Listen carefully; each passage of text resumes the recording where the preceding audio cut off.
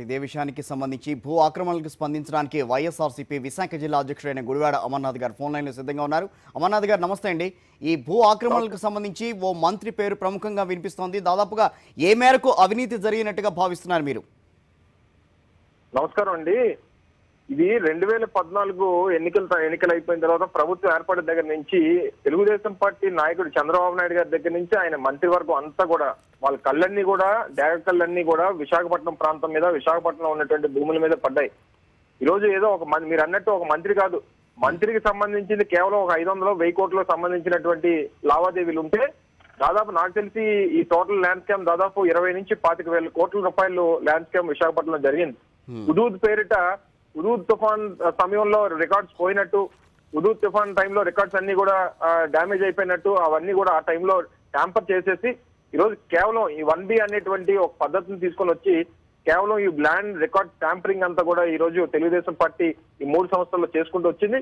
దాదాపు 20,000 కోట్ల రూపాయలు విలువైనటువంటి విశాఖపట్నం భూముల్ని ఈ రోజు కాజేసేటువంటి ప్రయత్నం చేశారు. ఇప్పుడే కలెక్టర్ గారి తాలూకా ప్రెస్ మీట్ కూడా చూసాం. ఆయన ఏదో ఒక 2 తహసీల్దార్ని సస్పెండ్ చేసినట్టు ఆయన ఏదో ప్రకటన చేశారు. ఇందులో పెద్ద పెద్ద తలకాయలన్నీ కూడా ఉన్నాయి. తెలుగుదేశం పార్టీ రాష్ట్ర ముఖ్యమంత్రి దగ్గర నుంచి ఆయన తనయుడు లోకేష్, మిగిలిన ఈ ప్రాంతంలో ఉన్నటువంటి మంత్రులు అందరికీ ఇందులో భాగస్వామ్యం ఉంది. దీని మీద ఎట్టి పరిస్థితుల్లో నిజంగా ఈ రాష్ట్ర ముఖ్యమంత్రికి ఒక ఐఏఎస్ ఆఫీసర్ ఈ రోజు ప్రెస్ మీట్ పెట్టి విశాఖపట్నంలో ల్యాండ్ కుంభకోణం జరిగింది, దాదాపు 20 నుంచి 25,000 కోట్ల రూపాయలు విలువైనటువంటి భూముల్ని కాజేశారనేటువంటి మాట చెప్పిన తర్వాత ఇప్పటికైనా ఈ ప్రభుత్వానికి ఏమైనా చిత్తశుద్ధి ఉంటే తక్షణమే సిబిఐ ఎంక్వైరీకి కాల్ఫర్ చేయాలని చెప్పి మేము డిమాండ్ చేస్తా ఉన్నాం వైఎస్ఆర్ కాంగ్రెస్ పార్టీ తరఫున. పేదవాడి తాలూకు భూములు, చిన్న చిన్న రైతుల భూములు, డీ ఫార్మ్ ఏదైతే ఎస్సీ వర్గాలకు సంబంధించినటువంటి డీ ఫార్మ్ ఏదైతే పేదవాడికి ఇచ్చేటువంటి డీ ఫార్మ్ భూములు కూడా కనీసం సిగ్గు లేకుండా ఈ రోజు మంత్రులు కాజేసేటువంటి ప్రయత్నం చేసి ల్యాండ్ పూరింగ్ పేరిట దందా, ఈ రోజు భూములు ట్యాంపరింగ్ చేసి దందా, ఈ రోజు బలవంతంగా ప్రభుత్వ భూముల్ని వాళ్ళు సొంత భూములుగా చూపించుకునేటువంటి ప్రయత్నం చేసేటువంటి పరిస్థితి వచ్చేస్తుంటే ఈ రోజు కనీసం విశాఖపట్నం ప్రాంతంలో ప్రతి గజం సెంటు భూమి కూడా విలువైనటువంటి భూమిని ఈ రోజు కాజేసేటువంటి ప్రయత్నం చేస్తారు. దీని మీద అనేక సందర్భాల్లో మేము గతంలో కూడా గత 2-3 రోజుల క్రితం కూడా మీరు చూసుంటారు.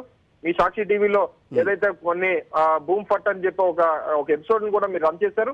దాంట్లో కూడా క్లియర్ కట్ గా మేము ఇప్పటికే దీనికి సంబంధించిన అన్ని ప్రూఫ్స్ తో నిన్న మేము ఒక 4 రోజుల క్రితం ఒక 1 వీక్ బ్యాక్ కూడా సిబిఐ ఎంక్వైరీకి కాల్ఫర్ చేయాలని చెప్పి సిబిఐ కూడా పూర్తి రికార్డు ఏదైతే మా దగ్గర ఉన్నటువంటి ఆధారాలతో సిబిఐకి కూడా ఒక కంప్లైంట్ లాంచ్ చేయడం జరిగింది. అవసరమైతే కోర్టుకు వెళ్ళి కూడా దీనికి సంబంధించి డైరెక్షన్ తీసుకురావడానికి ప్రయత్నం చేస్తాం. అట్లాగే అమర్నాథ్ గారు, విశాఖ జిల్లాలో మీరు పాదయాత్ర చేపట్టారు, ఎంతో మంది రైతులతో కూడా ఆ టైంలో మీరు మాట్లాడారు. ఈ తుపాను పేరు మీద ఈ భూదందా జరగడం అనేది ప్రస్తుతం దేనికి నిదర్శనంగా చూడాలంటారు అసలు?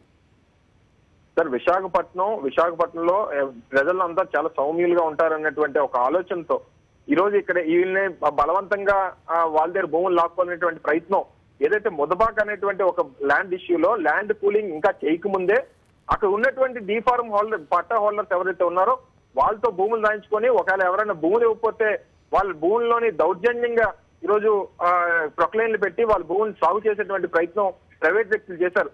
ఆ ప్రాంతానికి చెందినటువంటి శాసనసభ్యులు, ఈ ప్రాంతానికి చెందినటువంటి మంత్రులు కేవలం గంటా శ్రీనివాసరావు గారి కాన్స్టిట్యున్సీలో, కేవలం భీమిలి కాన్స్టిట్యున్సీలో మాకు తెలిసి పబ్లిక్ గా ఏదైతే ఉడాకు సంబంధించినటువంటి ల్యాండ్ పూలింగ్ నిలుపుదల చేశారు.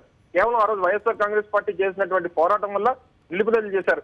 ఆ రోజు అక్కడ కూడా అంతే, దాదాపు 550 నుంచి 600 కోట్ల రూపాయలు విలువ చేసేటువంటి భూముల్ని పేదవాడి దగ్గర తీసుకొని ల్యాండ్ పూలింగ్ ఆ ప్రాంతంలో చేయాలని చెప్పి ఒక ఆలోచన, అంటే ఏదైతే ముందుగానే వాళ్ళు ఏ ప్రాంతాల్లో ల్యాండ్ పూలింగ్ చేస్తారో గమనించి ఆ ప్రాంతంలో ఉన్నటువంటి డీ ఫార్మ్ పట్టా హోల్డర్స్ అన్నింటినీ కూడా వాళ్ళు రిజిస్ట్రేషన్ ఏదైతే అగ్రిమెంట్లు రాసుకొని వాళ్ళ దగ్గర కాజేసేటువంటి ప్రయత్నం చేశారు. ఏ ప్రాంతానికి వెళ్ళినా ఈ రోజు పార్ట్నర్షిప్ సమిట్లు, ఏదైతే పార్ట్నర్షిప్ సమిట్ అంటారు, విశాఖపట్నంలో వచ్చి సమావేశాలు పెడతారు. వీళ్ళు చేసేది పార్ట్నర్షిప్ సమిట్లు కాదు, రోజు కూర్చొని ఏ భూమి ఎక్కడ ఉంది, ఎక్కడ మనం లాక్కొని తిందాం, ఎక్కడ దోచుకొని తిందాం అనేటువంటి ప్రయత్నమే తెలుగుదేశం పార్టీ నాయకులు, దానికి సహకరిస్తున్నటువంటి అధికారులు చేస్తా ఉన్నారు. ఏదో నామకా వాస్తే ఒక తహసీల్దార్నో లేకపోతే కింద స్థాయి డిప్యూటీ కలెక్టర్నో ఎవరినో సస్పెండ్ చేసి చేతులు దులుపుకున్నటువంటి ప్రయత్నం చేస్తే మాత్రం చూస్తూ ఊరుకునేటువంటి పరిస్థితి లేదు.